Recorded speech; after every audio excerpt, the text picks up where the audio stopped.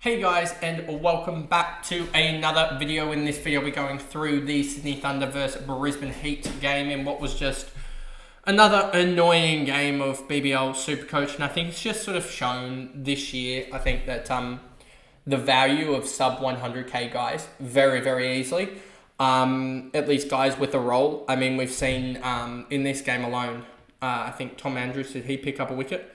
He actually didn't. So that was the first. Tom Andrews was the first spinner. Tom Andrews actually did pick up a wicket. It was Chris Green, the first spinner to blank since Cam Boyce. So there's only been two spinners that are actual spinners blank against Brisbane Heat in Brisbane. One of them being Chris Green and the other one being Cam Boyce. So like guys like Tom Andrews, guys like also Dan Christian. Those two guys both sub 100k have just absolutely smashed it this year. And so yeah, anyway, let's just jump into this, get this over and done with, I guess, in a certain way. But anyway, so Ollie Davies 10 off 12 opening the batting, sucked up a lot of the balls in the power play for those that went against David Warner, but David Warner still got away with it.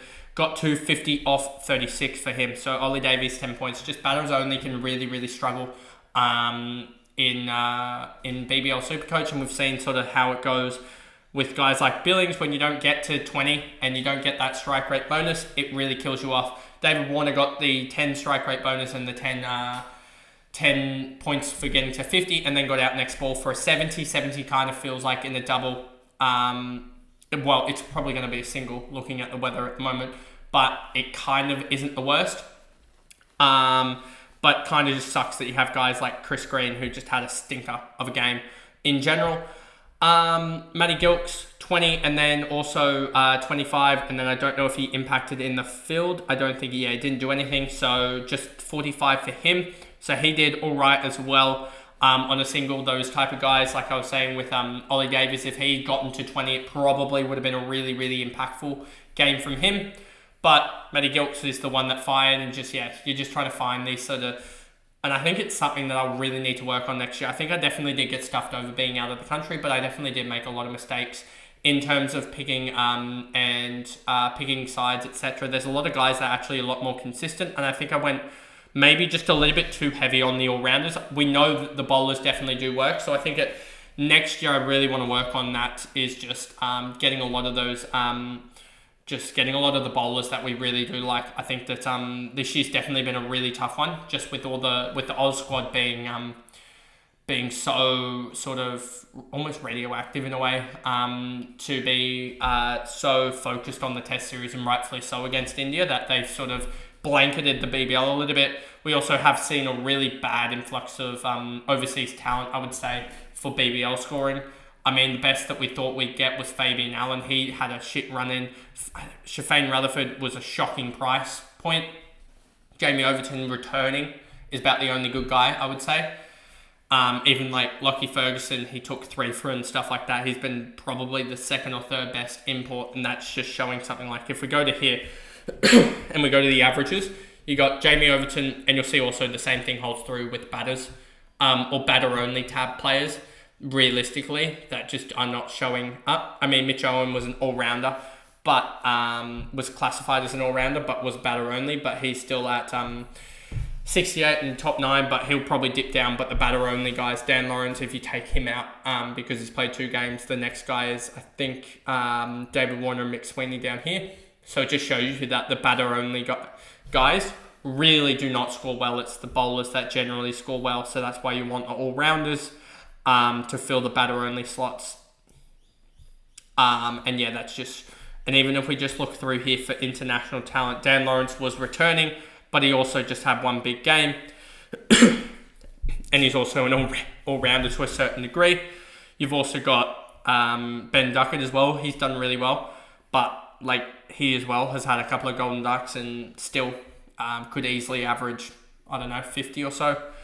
And then you go even further down after that, and you get down to, where's the next one? James Vince. His is basically carried off that ton. And then we go down even further, and you just see Tim Seifert as well, carried off that, basically that first round where he went big. Outside of that, 46 is sort of around where the keepers lie anyway. And then outside of that as well, we're even looking further. and you'll just see Lockie Ferguson and Chris Jordan and Tom Curran all around that mid-40s, which is basically where they were priced. Mid-40s is about 100, is around that 140 marker anyway. So it just shows you there that these guys just do nothing effectively. And there was no international talent that went in this year that I really liked the look of. I think Hussein would have been the guy that really would have done it. But anyway, back to the point. Gilks. So Billings didn't get to the 20, which was absolutely huge for non-owners. Rutherford as well failed again. Hugh Weebkin, 11 off 8, I think is one for the future, especially when they have their squad back. He'll be interesting to see how he goes. I feel like he can play in that Rutherford role, and I think he's going to develop into an all-rounder. We're just going to have to wait and see because, Chris Green isn't getting any younger anymore. And how old is he exactly? I think he's like 31. So yeah, he's not got too many years left, I don't think. Chris Green just had a stinker, as I said. His role is perfect, but sometimes players just blank. Dan Christian, of course, comes in, hits a couple sixes, gets his 23 off 15, gets to 43 with the bat, and then I think he ended up with about 70 or something, or 80 odd, something like that. 83 for Dan Christian just sort of sucks, basically put. Tom Andrews as well, I think he ended up around that 50 marker. Yeah, 44 for him. Knew that he wasn't going to blank. I just wish I had gone for him or Dan Christian. Lockie Ferguson went big, and then Wes Agar had a shocker after that. 200s, he's had two really poor performances, put it that way. And then for the ball, it was Michael Nisa, 2 for 25 off 4. That's going to collect you, 10 economy rate bonus, 2 wickets as well, so that's 50. 62, I don't think he took any catches. Don't think he did, so 62 for him, I would think. 68 in general, so I must have missed something. What did he do exactly? 2 for 25.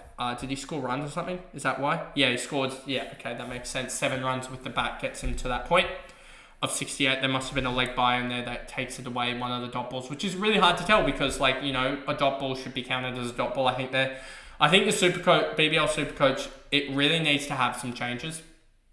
So BBL in general probably needs some changes as well, just to spice it up. Because again, we've seen, like I was saying, it's basically a part of competition between Sydney Sixers and Perth Scorchers. Over the last 3 or 4 years also, you've seen Brisbane Heat do really well. And then it's basically one side from the rest that do really well. And then you've got also, I should say, that you should just not consider the Melbourne Renegades and Stars because they just never compete. So this year it looks like Hobart Hurricanes is going to be that fourth side.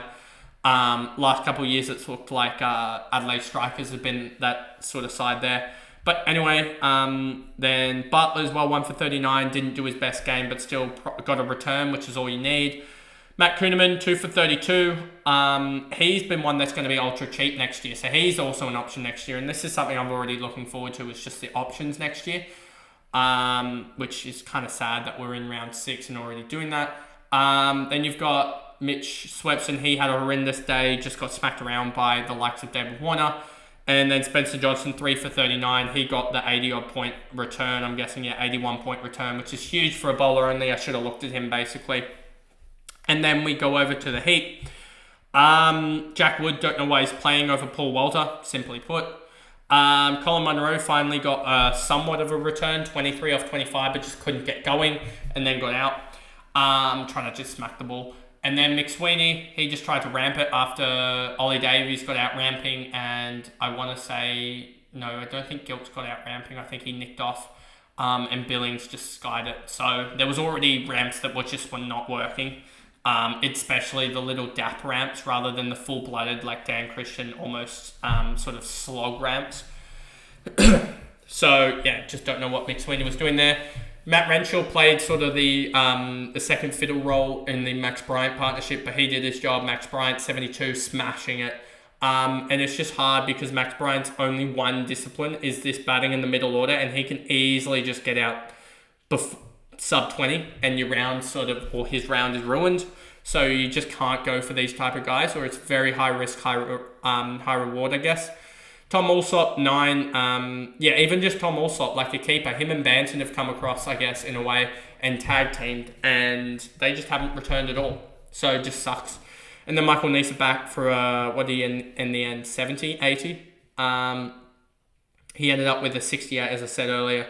So even he, I think, didn't hit it. Did he hit his break even? Break even of 63, so just hit it. So yeah, he was a good option there.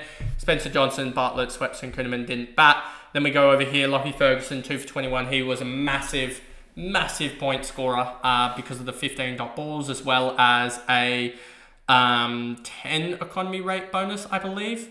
So yeah, I think, yeah, because in the 7s, and then 7 to 8 is 5, 6 to 6 to 7 is 10, and then also the 5 to 6 is 15, I believe. So yeah, he would have got 15 points there, about 15 dot balls, and then a couple of wickets as well. And I think he took a catch as well. And I think he could have also gotten, I think it was Renshaw skied it or something like that, or maybe it was Nessa that skied it, but he should have taken the catch as well. That would have ended him on a 96. Lockie Ferguson. Wes Agar had one of the worst spells I've ever seen. Dan Christian as well, 1 for 25 off 4 10 dot balls. He did his job. Chris Green had a stinker. And then Tom Andrews, as we said, I was looking up stats earlier and knew that Brisbane had sort of a tendency to get out to spinners. So for him to take a pole was not surprising. I was sort of surprised that Chris Green had a shocking return. But it is what it is. That's how volatile BBL SuperCoach is. It's not like AFL where you have sort of 20% differentiations. I mean, Chris Green went 114 last round, and it's just gone 10. Like, that is just a big... I mean, he bowled horribly, but yeah, it just shows the differentiating of returns, as well as Wes Agar. 2 tons in a row, and then it's gone 4 and 7 or something like that. So it just shows the differentiate. Or, sorry, it actually went like 24, something like that. But just shows how it can change so quickly and volatile. But anyway, looking at these guys, yeah, just as I went through here quickly, it was basically just Renshaw and McSweeney that scored, Renshaw and Bryant that scored for Brisbane in that, and David Warner and also Lockie Ferguson for the Thunder that scored well alongside Dan Christian. So basically only, I would think, about 7 guys scored well enough at all, and then the others just didn't score well. But anyway, that is the video there, and I think just shows how you can focus so much on roles, and this is why I think BBL SuperCoach is so much of a volatile, especially, and cash gen is key early, because if you're trying to pick these sort of between these sort of guys as well, there's only so much you can do, and you want to just be picking roles and just hoping in the end, but you don't really want to, like, you want to have enough cash to keep all these guys that have the roles, rather than be trading them out, because they can really burn you on singles and stuff like that. So I guess, yeah, it just shows cashing is king early, trying to get that cash up so that you have enough to be able to hold these guys on buys, etc.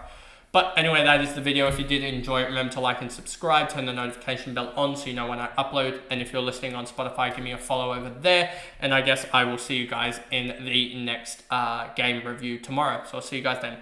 Bye, guys.